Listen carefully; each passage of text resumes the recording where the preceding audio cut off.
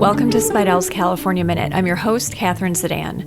This week, we're covering new California conformity to retirement contribution deductions following the passage of California's conformity bill, SB 711.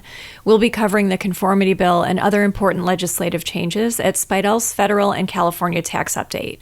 You can register for an in-person seminar or live webinar session at speidel.com.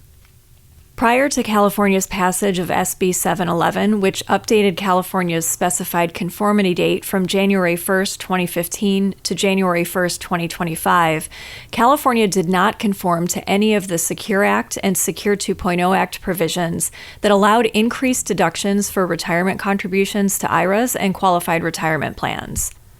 With SB 711, many of the headaches tax professionals faced concerning California's nonconformity to these provisions have been minimized but not completely eliminated. Effective beginning with the 2025 tax year, California now conforms to provisions that allow taxpayers age 70 and a half and older to make deductible contributions to their IRAs, effective for federal purposes beginning with the 2020 tax year. Indexed to the IRA $1,000 catch-up contributions for inflation for taxpayers age 50 and older, increase the simple contribution rates for taxpayers age 50 and older, and allow higher catch-up contributions for taxpayers age 60 through 63 who are enrolled in an employer retirement plan or simple plan. But it's important to remember that this new conformity to these provisions only applies to post-2024 tax years, so tax professionals and their clients still have to track basis differences that resulted from California's nonconformity in pre-2025 tax years. There was no increase in the $1,000 inflation adjustment for IRA catch-up contributions for those age 50 and older in 2024, and the increased catch-up contribution for taxpayers age 60 through 63 doesn't go into effect until the 2025 tax year for both California and federal purposes. This means that these provisions did not create any basis differences. The only provisions that will create basis differences are the provisions that allow increased simple contribution rates for taxpayers age 50 and older during the 2024 tax year, and that allow taxpayers age 70 and a half and older to make deductible contributions during the 2020 through 2024 tax years. Because these contributions were non-deductible on the California return, the California basis will be higher.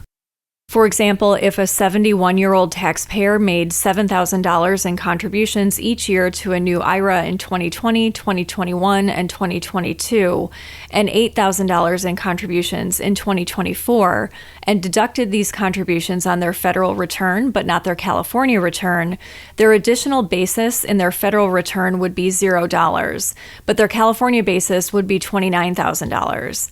If they withdrew $25,000 from their IRA in 2025, the entire $25,000 would be taxable on their federal return, but they can use their California basis to reduce their California taxable distributions. Use Federal Form 8606 non-deductible IRAs using California amounts to track your client's basis in the IRAs for California tax purposes. Stay up to date on California tax law changes with a subscription to Speidel's California Tax Letter. You can get details on this monthly newsletter and download a sample issue at speidel.com under Publications. That's all for this week. Join us next time for another episode of Speidel's California Minute.